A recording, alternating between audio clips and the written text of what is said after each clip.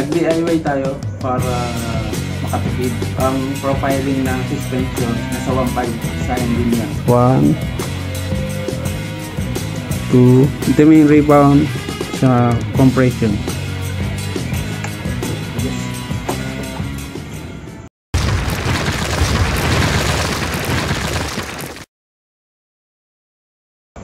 Yo, what's up mga pengo, and welcome to another episode. On this video mga pengo ay mag-adjust tayo ng suspension ng Kawasaki C6R. Magbabase tayo sa ating manual. Ito yung manual natin ng Kawasaki C6R. Diyan tayo magbabase sa mga adjustments. Saka meron akong na-feel or adjustment para sa akin. Nag-DIY tayo para makatipid kasi ang profiling ng suspension sa AB Moto or sa Antipolo ay nasa 1.5 sayang din yun. Isang ride din yun. Mahal. Saka sabi nila ay kailangan na daw i-tuning, palitan ng oil or pag may sira yung mga springs, yung pyesa sa loob, papalitan. Nasa 4,500 daw yung tuning nito. Wala pa yung ibang pyesa. So mag-DIY muna tayo dito sa ating motor. Ang nararamdaman ko dito kapag matagtag yung semento yung kalsada, ang tagtag ng likod, bouncy siya, nasa soft side. So i-hard natin ng konti para sa aggressive na riding. Alright mga pengal, so ito yung manual natin. Buksan natin sa yan 2022 na C6R yan. Buksan natin sa page 137. Yan, suspension system and front fork. Sa spring preload adjustment muna tayo. So ang pag-adjust niyan ay 5 turns from fully seated position. Turn fully counterclockwise from kaliwa. Yan, adjust mo lang 5 turns in. Saka pwedeng Allen wrench lang, yung star na Allen wrench yung pang-adjust nito, pwede. Rebound naman sa may kanang bahagi, mamaya papakita ko. Ito yung letter A. Adjustment nito from fully clockwise, nasa kanan siya. From kanan 4 and 1/4 turns out. So pipitin na yung ito, pipitin nyo ng 4 turns and 1/4. Pakaliwa siya, counterclockwise ang pagpihit sa rebound sa compression. Ang compression naman ganun din, turn fully clockwise yung seated position nya, nasa kanan ang sagad. 6 turns out, so pakaliwa din yung pag-adjust. Tapos rear suspension naman ganun din, pwedeng i-adjust yung preload, compression saka rebound, fully adjustment siya. Ang rebound naman 1.5 turns out yung adjustment. Ano ito, standard yung sinasabi ko. Tapos yung compression naman ay 2.5 turns out from kanan, adjust ng pakaliwa 2.5 turns yung ikot.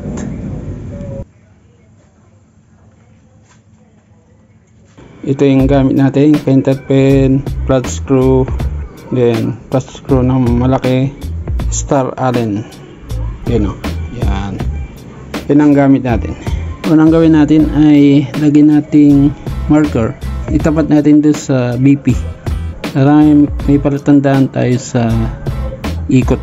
Maximum na turn nito mga 20 turns. Ang standard ay 5 turns from left to right.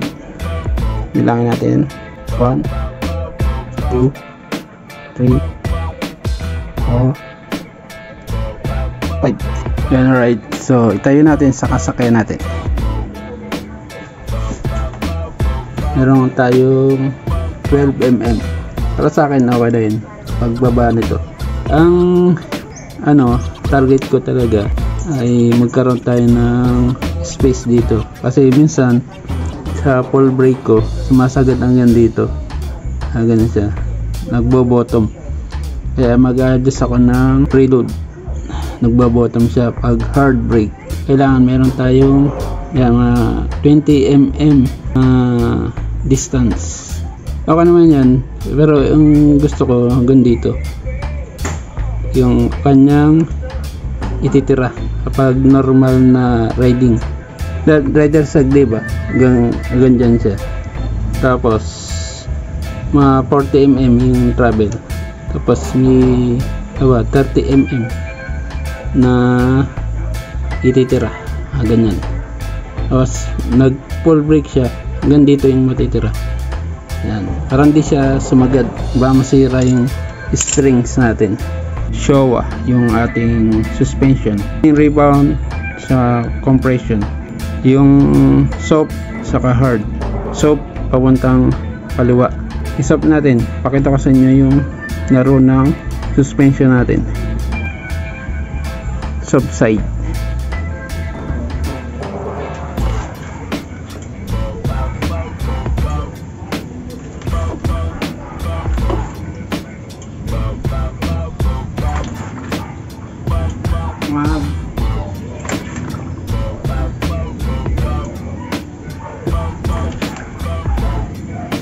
Yun, alright na pa yun. I-soft ko yung compression sa ribbon. Ito yung nangyari. Lumampas siya ng kalahati. Ayan, or kalahati mismo yung ating nakain. So, sobrang lambot. So, subukan natin ng mag-plus ng preload. Ito, adjust natin. Plus 3. 1, 6, 7, 8 turns. Naging 10 mm. Bombayin ko.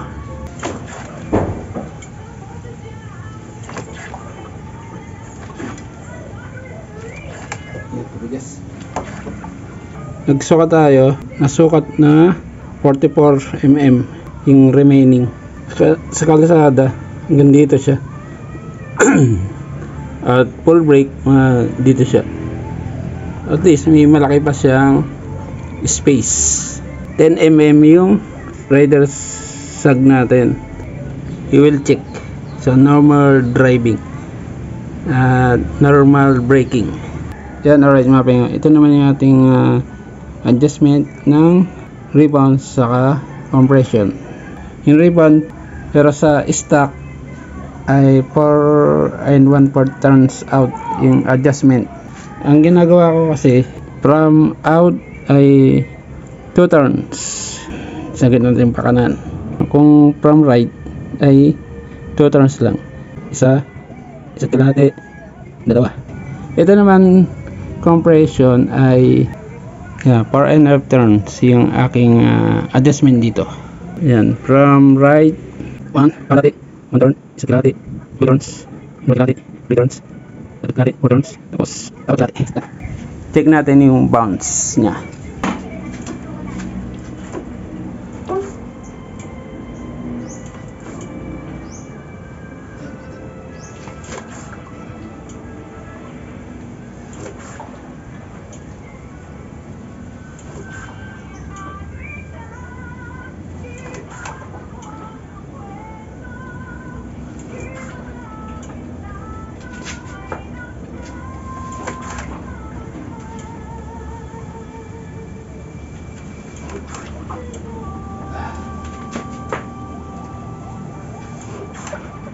Nakita na yung bounce nya. Pag bounce kong ganun, tinutulak ko, tapos bigla akong i-brake, ang nangyayari hanggang dito lang siya. Ayan. Dahil nga yung compression pinatigas ko, tapos yung rebound pinabagol ko paangat. Kung dati yung soft side is dalawang bounce yung suspension, maganda yun sa mga gusto mo ng comfortable ride. Kung medyo aggressive ka, kailangan pang racing yung gagamitin mo na compression sa rebound. kailangan ang bounce niya is isang bounce lang ganun, diba? Pagka ano natin, pagka preno, babounce siyang ganyan, tapos aangat, tapos babounce ng isa. Yan, yun ang maganda na pang restock, pang marilaki. So yun lang yung adjustment natin. Yun, alright mga pengo. So yung likod naman yung titignan natin yung ano yung suspension na to. Parang ano din, Showa din yung brand nya. Yung white balance natin nag-iba. Hindi ko na siya adjust, papakita ko na lang, tapos sasabihin ko yung adjustment ko. Yun, alright. So ito yung rear na suspension natin. Parang fully adjustable din siya. Merong preload and compression. Yun ang compression nya. Ito yung rebound nya. So may parang baso dito. Yan. Tapos ito yung preload nya. Hindi ko na siya in-adjust kasi wala nga pang adjust. Dito ina-adjust din. You know. And, wala naman sinabi yung ano, yung manual kung ilan adjustment ng preload nito. Pero kung malambot at mabigat kayo, papa-adjust nyo yan. Ito, i-adjust nyo yun sa baba. Ito yung pinakang sagad. Wala kang pamihid dyan, kaya hindi ko rin siya i-adjust. Kung makita natin dito, yun na, compression, 2.5 turns yung kanyang adjustment. Yung full adjustment nito ay nasa 4 turns or 8 half turns. From right naman, yung pinakang tamang adjustment ay 1 turns lang or 2 half turns. Yun ang adjustment ko dyan. Yung ano naman, yung rebound, hirap makita. Ito. Yan, ito yung pipitin nyo. Kuha lang kayo ng ganito screwdriver kasi yan, isuot nyo dito. Yan, nakatapat yan dito. Yan, yun ang pamihit. Tapos ang ginawa ko dito ay 1.5 turns out. Ganyan. Compression ko ay 1 turns out. Yan, alright. So pakita ko naman yung likod sasakyan ko.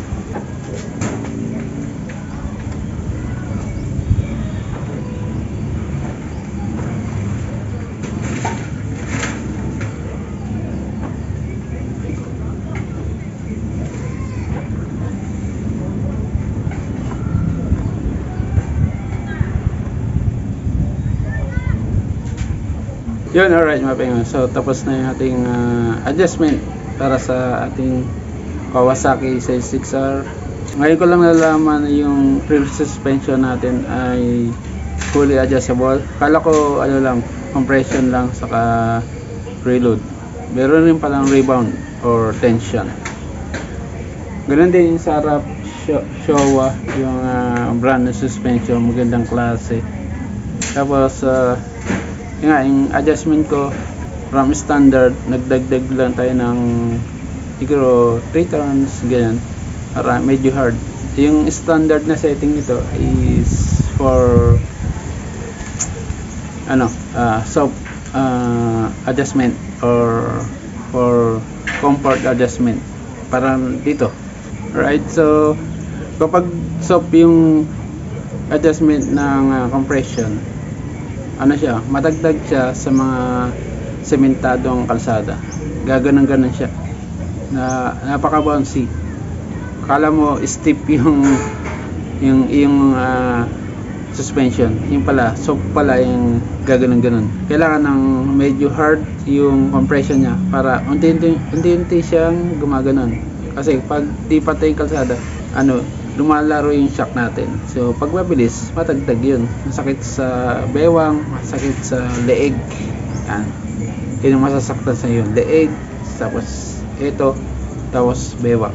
Masakit yun. Tapos kailangan ang pagbaba, compression nya, dahan-dahan lang. Kaya medyo hard tayo na konti. Konti lang naman, 1 turns out lang yung bali binawasan natin ng 1 turns. So pakanan from standard pakanan 1 turns in kasi pakanan, out pakaliwa. Yan. So testing natin, i-testing natin sa isang araw. Itong February, testing natin sa SXR, yung kumusta yung bounce, tapos isalin natin yung with balancing kung ano yung feel ko, kasi dati nag wheel balance at nasa walang machine, yung parang lang pa manual. So isasama ko sa vlog yun. Tapos nagtanong ako dati sa AB Moto ng profiling, 1,500 yun. Kasi ganun din naman yung magagawa na performance, kaya lang mas accurate sila. At tayo ipil nila natin kung ano yung kapalagay natin na mas maganda sa ating driving skills. So depende kasi yun kung mabagal ka lang, kung aggressive ka, kung nagre-racing ka. Yan, depende sa suspension mangyayari yan. Kasi imamas mo sa hangin ng gulong, tas suspension. Yun ang buhay ng motor, yun ang mahalaga. Pag nasa 10,000 na pala yung motor, yung mileage, kailangan yung i-tuning yung suspension sa harap, kasi nga matagal na, naka 10,000 na, kailangan na parte na lang. So yun na, kaya nag DIY na lang muna tayo. Mahal din ang magpa-tuning ito, hindi biro. Nasa 4,500 ang basic na babayaran, wala pa yung ibang pyesa. Kaya DIY muna tayo, do it yourself, not destroy it yourself.